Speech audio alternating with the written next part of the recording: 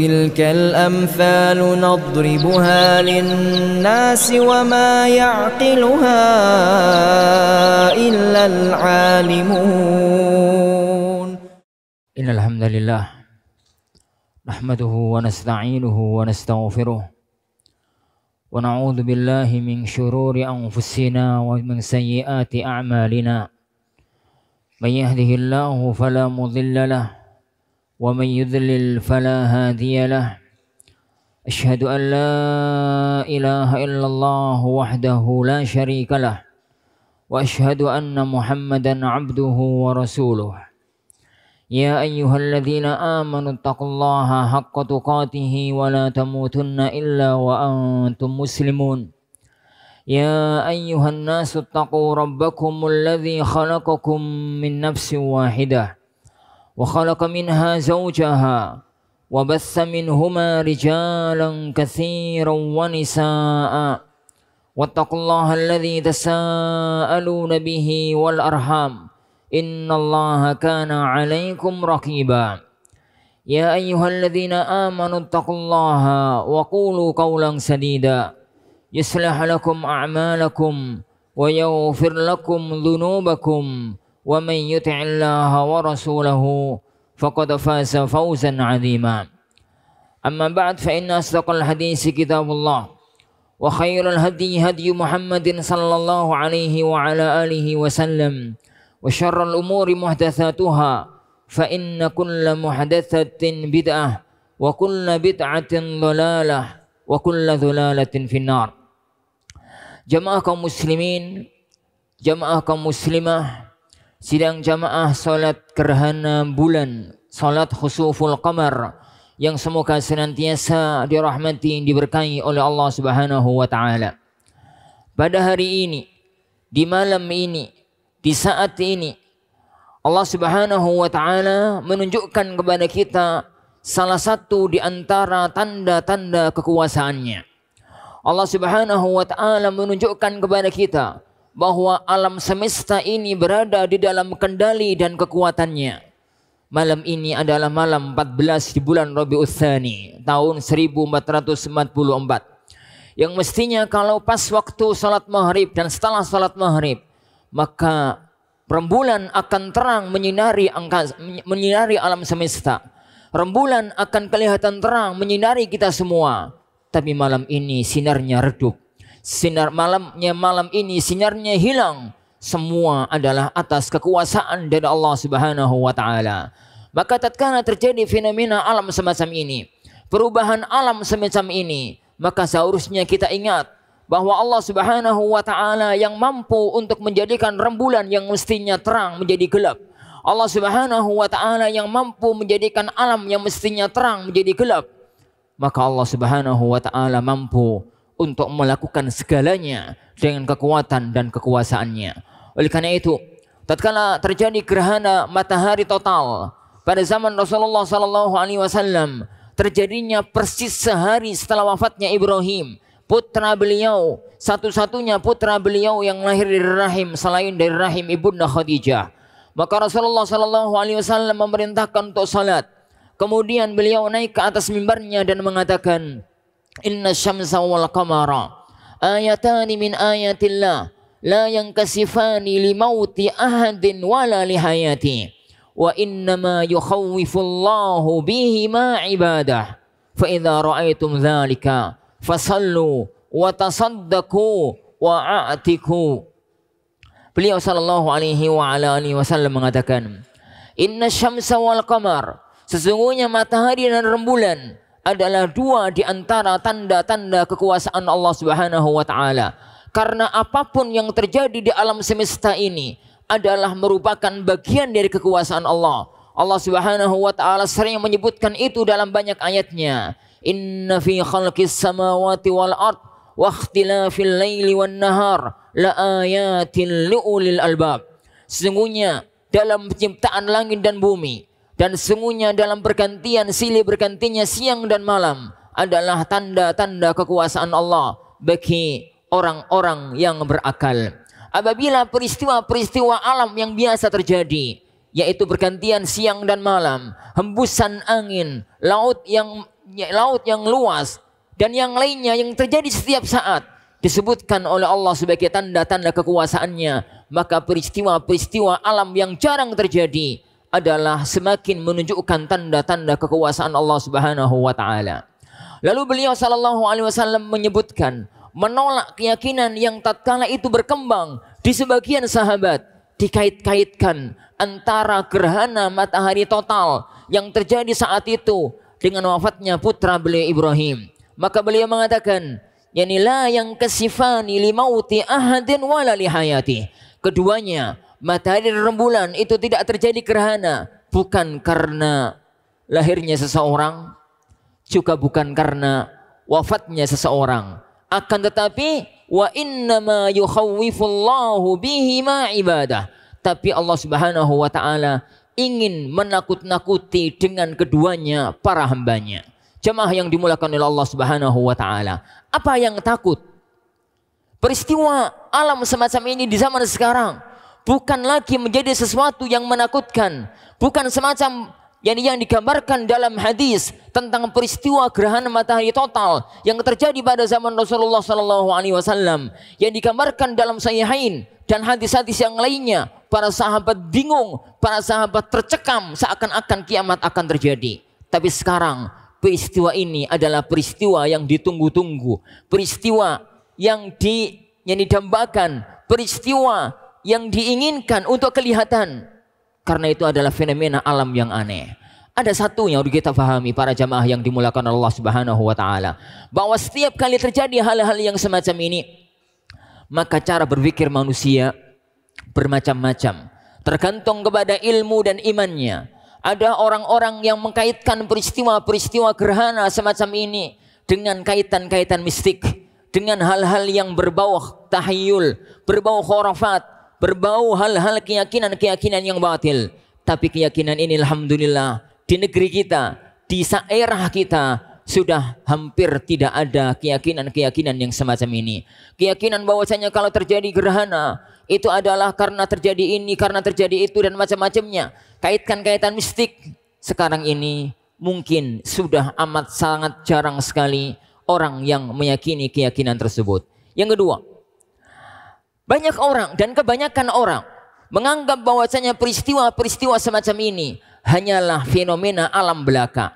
Terjadi karena perputaran matahari dan rembulan biasa. Sehingga tidak ada yang membekas di dalam hati. Tidak ada efek pada efek keimanan. Tidak ada efek pada efek amal soleh. Kenapa? Dianggapnya bahwasanya peristiwa semacam ini hanya peristiwa-peristiwa biasa. Dan itu yang sering kita dengar dalam berbagai analisis-analisis ilmiah yang dikemukakan oleh banyak para pakar. Tatkala terjadi gempa bumi misalkan, disebutkan terjadi bergeseran lempeng bumi, terjadi bergeseran ini sehingga benturan terjadilah gempa bumi. Apabila terjadi gunung meletus, misalkan, maka disebutkan bahwasanya itu adalah karena ini, karena itu terjadinya kenaikan magma bumi sehingga terjadinya gunung meletus. Terjadinya banjir disebabkan karena hujan yang deras, longsor di mana-mana dan macam-macamnya. Analisis-analisis yang semacam itu tidak kita tolak, karena memang di alam dunia ini ada hukum sunnatullah, ada hukum yang Allah sebutkan dalam sebab dan akibat. Apabila ini terjadi, maka akan mengakibatkan itu terjadi. Tapi bukan begitu sikap seorang mukmin.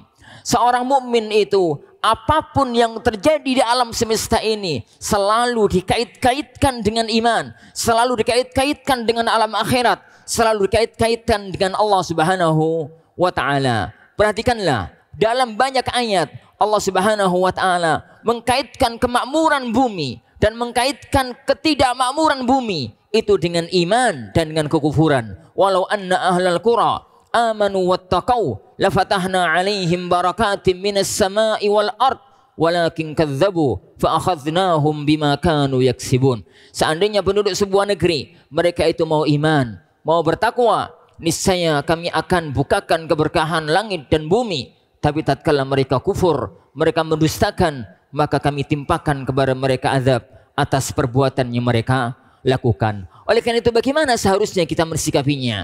Kita mensikapinya dengan dua sikap. Yang pertama, tidak menolak hukum kausalitas, tidak menolak hukum yang orang-orang menyebutkannya sebagai hukum alam, tidak menolak sunnatullah bahwasanya peristiwa ini terjadi karena cahaya matahari yang seharusnya menerpa bulan, oleh bulan ditimpakan kepada bumi sehingga kita bisa melihat bulan, tertutup oleh bayang-bayang bumi sehingga bulan menjadi ketutup. Itu tidak kita tolak, karena menolak itu adalah menolak fakta, dan menolak fakta bukan sebuah bagian dari syariat agama kita. Tapi ada bagian sisi yang lain yang harus lebih kita kedepankan, yang harus lebih kita munculkan, yaitu yang disebutkan oleh beliau sallallahu alaihi wasallam, innama yukhawwifullahu bihi ma ibadah.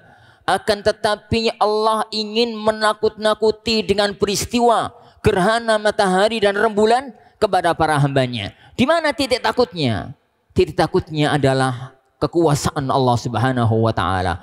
Allah Subhanahu wa taala yang biasa menjadikan di siang hari matahari itu terang benderang, tiba-tiba menjadi gelap seakan-akan malam hari. Allah Subhanahu wa yang biasa menjadikan pada malam-malam semacam ini terang oleh sinar rembulan, tiba-tiba gelap. Maka Allah Subhanahu wa taala yang mampu menjadikan alam semesta berubah dalam sekejap. Allah Subhanahu wa taala mampu menjadikan alam tempat kita berpijak berubah dalam sekejap. Siapa yang bisa menolak tatkala Allah nanti suatu ketika, semoga Allah tidak terjadi, menjadikan bumi tempat kita berpijak itu bergetar? Siapa yang mampu menolak tatkala Allah Subhanahu wa taala menginginkan laut itu menumpahkan airnya? Siapa yang mau menolak tatkala Allah Subhanahu wa taala menginginkan bencana terjadi, dan itu yang terjadi pada hari-hari ini? Tidak ada satupun kekuatan yang mampu menolak kekuatan Allah Subhanahu wa taala. Maka dalam kondisi-kondisi semacam ini, hendaknya orang itu mengingat kekerdilannya, orang itu mengingat kekecilannya, orang itu mengingat kenaifannya, kehinaannya di hadapan kekuatan Allah Subhanahu wa taala. Makanya Allah Subhanahu wa taala, makanya Rasulullah sallallahu alaihi wasallam memerintahkan kepada kita dalam kondisi semacam ini, fa idza raaitum dzalik, apabila kalian melihat akan terjadinya gerhana. Dan itu salah satu di antara kajian fikih, bahwa perhitungan astronomi, perhitungan falak, perhitungan ilmu hisab itu hanya prediksi. Tapi yang paling inti adalah wa idza raaitum dzalik, apabila kalian melihat terjadinya gerhana itu dengan mata kepala.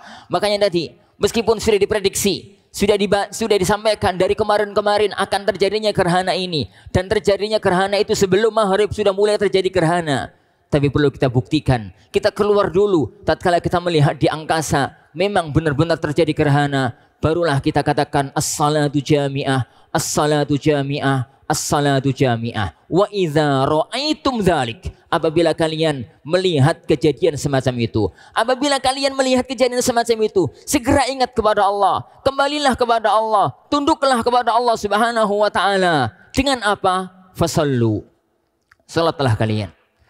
Jadi menghadap kepada Allah Subhanahu wa taala, tadarru' kepada Allah Subhanahu wa taala, wa tasaddaqu, bersedekahlah kalian. Jadi bersedekahlah kalian, karena salah satu di antara fungsi sedekah adalah bisa menolak bala yang akan terjadi.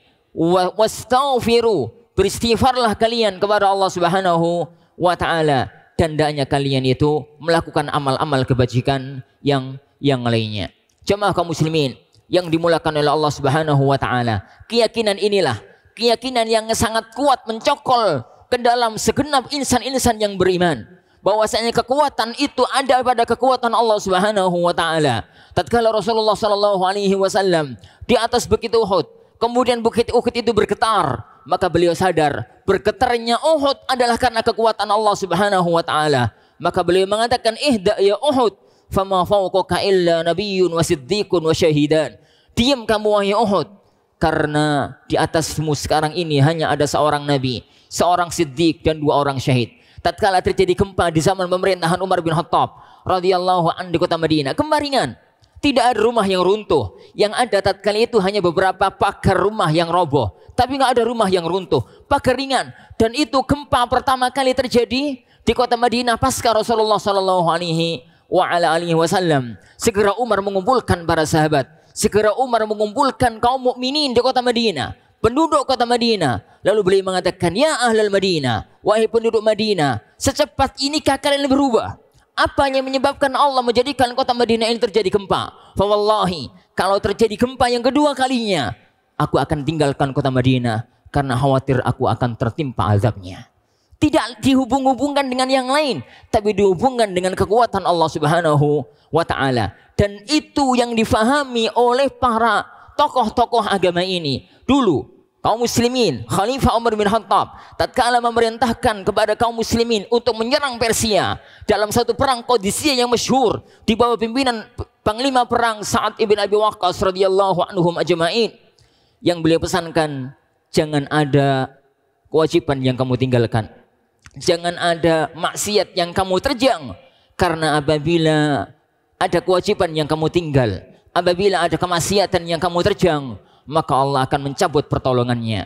Dan apabila Allah mencabut pertolongannya, tinggal perhitungan senjata dan kekuatan perang, dan kalian pasti akan kalah, karena kekuatan ada pada Allah Subhanahu wa Ta'ala, pada kekuatan iman dan pada kekuatan takwa. Oleh karena itu jemaah kaum muslimin yang dimulakan oleh Allah Subhanahu wa Ta'ala, semoga kejadian-kejadian semacam ini menjadikan kita sadar, menjadikan kita kembali kepada Allah Subhanahu wa Ta'ala, bahwasanya kita adalah makhluk yang lemah, yang butuh kekuatan Allah Subhanahu wa Ta'ala untuk menghadapi kehidupan dan untuk menyiapkan kehidupan kita yang kekal nanti di alam akhirat nanti. Semoga Allah Subhanahu wa Ta'ala menerima amal ibadah kita. Semoga Allah Subhanahu wa Ta'ala menjadikan kita orang-orang yang mampu istiqamah di atas agama ini, menjadikan kita orang-orang yang mampu menjadikan apapun kejadian di dunia ini untuk bekal kehidupan kita di alam akhirat nanti.